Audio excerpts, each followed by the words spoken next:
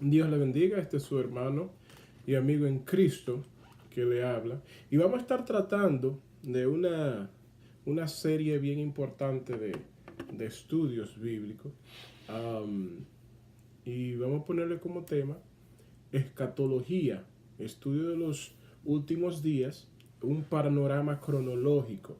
Y lo que pretendemos en esta serie de estudios que comenzamos hoy es poner en orden cronológico todos los eventos proféticos que van a acontecer hasta básicamente la eternidad. Es decir, comenzando con el próximo evento en el calendario divino hasta básicamente el juicio final. Por eso estaremos hablando bajo el tema, un panorama cronológico. Este estudio de escatología es bien importante porque realmente está hablando acerca de lo que ha de acontecer, lo que está aconteciendo ahora mismo, lo que va a acontecer próximamente y los eventos que se van a desarrollar a través de el futuro inmediato realmente. Entonces, el primer evento que la iglesia está esperando o el próximo gran evento que estará aconteciendo proféticamente es el rapto o el arrebatamiento de la iglesia. Muchas personas tienen problemas con la palabra rapto porque no se encuentra realmente en la Biblia y dicen no hay tal cosa como rapto. Bueno, la Biblia habla de un arrebatamiento y es lo mismo. Ahora bien, si estudiamos en la Biblia en el latín, se encuentra lo que es rapture, que significa rapto, pero no vamos a ser tan técnicos. El que quiere aceptarlo así lo acepta, pero debe de aceptar que la Biblia, la palabra de Dios, habla de un arrebatamiento. El segundo evento que va a estar aconteciendo sería la gran tribulación. Una vez acontezca el rapto de la iglesia o el arrebatamiento, entonces el próximo evento en orden cronológico sería la gran tribulación. Y obviamente hay diferentes puntos de vista en cuanto a estos dos eventos que acabo de mencionar, porque muchas personas dicen que el rapto acontece antes, otros dicen el medio y otros dicen después de la gran tribulación. Dependiendo de quién es la persona que enseña, usted estará mirando la cronología de estos eventos desde diferentes realmente. Pero yo soy de los que creo, basado en la palabra de Dios, y estaremos utilizando la palabra de Dios obviamente para evidenciar lo que decimos, de que el rapto o arrebatamiento ocurre antes de la gran tribulación. Luego del arrebatamiento, dijimos que viene lo que es la gran tribulación. Luego lo que viene es el milenio. Ese es el segundo evento, perdón, que ocurre. Ese es el segundo evento que ocurre en la cronología. Después de la gran tribulación, entonces Jesús establece su reinado milenario. Ese sería el tercer. Y el cuarto evento sería entonces lo que llamamos el estado eterno. Ahora, cada uno de estos eventos pueden ser subdivididos. Por ejemplo, la gran tribulación, tenemos la aparición de un sujeto que es tildado al anticristo. Tiene diferentes apodos en la Biblia. Y realmente Juan es el único que le llama anticristo, pero en el mismo Juan, en el libro de Apocalipsis, le llama la bestia. En otras partes Pablo le dice el inicuo en el libro de Tesalónica. Daniel le llama el cuerno pequeño.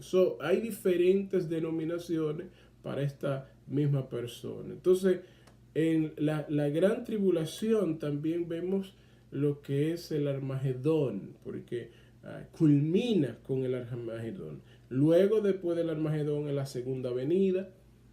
Después de la segunda venida viene lo que es el juicio de las naciones y luego el milenio, luego la eternidad. Pero eso es subdividiendo lo que acabamos de decir. Pero esos 4 eventos que acabo de mencionar, que es el arrebatamiento, la gran tribulación, el milenio y el estado eterno, sería el resumen realmente de los eventos que habrían de acontecer. Y sabemos que la gran tribulación está subdividida a la vez en 3 años y medio más 3 años y medio, que son 7 años y medio, y es la última semana la cual se refiere a el profeta Daniel. Por la gracia de Dios, Dios me permitió escribir, no diría un libro, más bien organicé mis ideas en un libreto y lo voy a estar utilizando para esto. Más luego, si es de interés, entonces lo podríamos dar un enlace donde puedan ir a conseguir este material. Pero la palabra rapto no se encuentra en la Biblia textualmente, es decir, las palabras en sí no están en las escrituras, en las sagradas escrituras.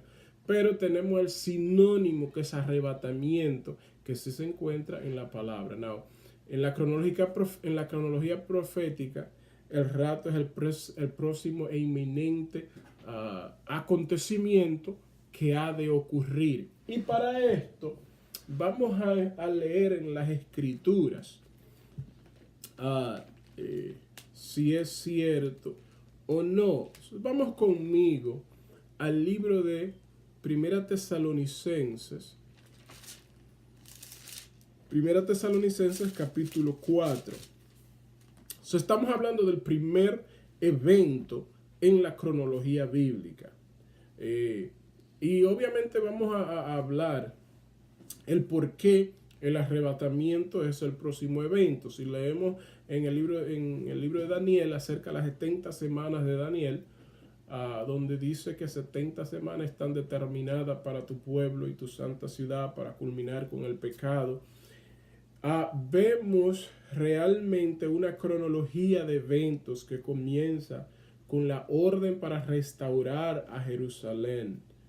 Ahí los dice. Entonces comienza desde ese entonces, cuando es dada la orden.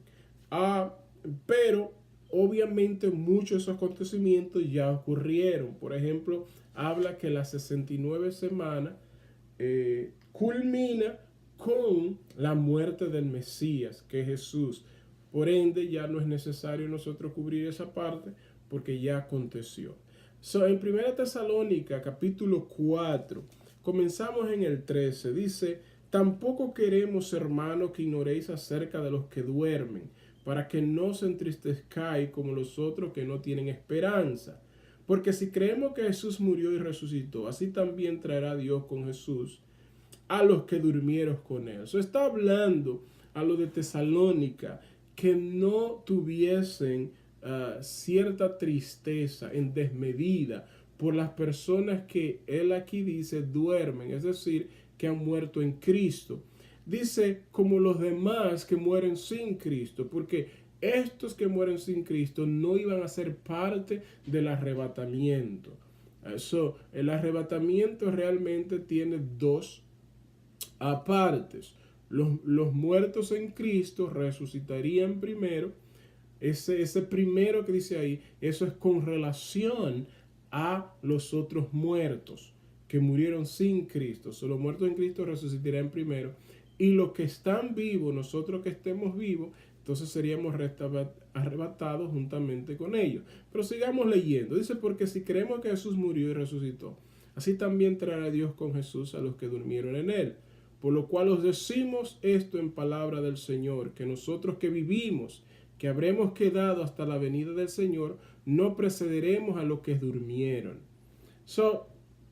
El verso 16: porque el Señor mismo con voz de mando, con voz de arcángel, con trompeta de Dios descenderá del cielo, y los muertos en Cristo resucitarán primero, luego nosotros los que vivimos, los que hayamos quedado, seremos arrebatados juntamente con ellos en las nubes para recibir al Señor en el aire, así estaremos siempre con el Señor.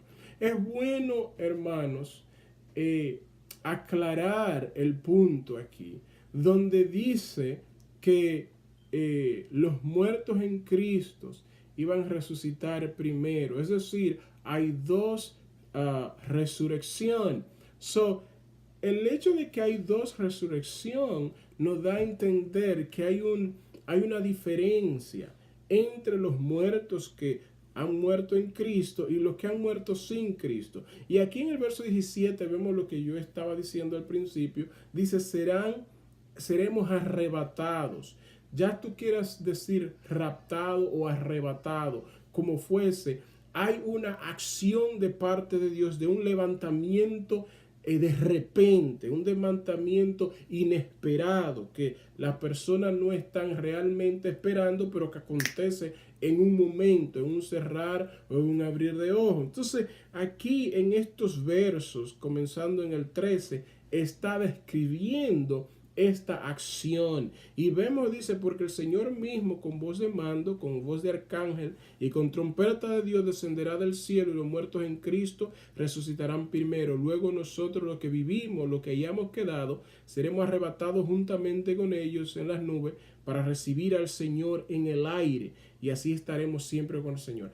Sumamente importante el hecho de que vamos a recibir al Señor en el aire. ¿Por qué digo que es sumamente importante? Porque la mayoría de personas confunden la segunda venida de Dios con el arrebatamiento de la iglesia. Y son dos acontecimientos completamente diferentes. Y más adelante vamos a estar hablando de la diferencia. Primeramente, cuando usted note aquí, Pablo habla de nosotros, los que habremos quedado, en el verso 15, que habremos quedado hasta la venida del Señor. Pablo se está incluyendo en aquellos que han quedado cuando Cristo venga. Now, obviamente, Pablo, una persona que tenía una multitud de revelaciones, un gran conocimiento de secretos ocultos. Sin embargo, él cree que él va a estar para el arrebatamiento. ¿Por qué? Porque Jesús pudo haber venido por su iglesia en los últimos 2000 años. Y es algo un poco difícil de creer, pero es así. No hay absolutamente ningún acontecimiento que tiene que suceder antes del arrebatamiento de la iglesia. Es decir, no hay precedentes, no hay absolutamente algún tipo de señal para el arrebatamiento de la iglesia. Sin embargo, para la segunda venida, la palabra de Dios una y otra vez nos dice que va a haber acontecimiento antes de eso. Y en el capítulo 24 de Mateo vemos una y otra vez que nos dice el sol se oscurecerá, las estrellas caerán del cielo y todas estas cosas. A través del Antiguo Testamento los profetas le llaman a esa segunda venida el gran día de Jehová, que será día de oscuridad y de tiniebla, que será día de horror. Estas cosas tienen que ocurrir antes de la segunda venida. Sin embargo, para el arrebatamiento, rapto de la iglesia pudo haber ocurrido realmente en los últimos 2000 años. El arrebatamiento puede ocurrir en este momento. En el momento que usted está mirando este video puede ocurrir el arrebatamiento, 2 minutos después. No, la segunda venida no puede.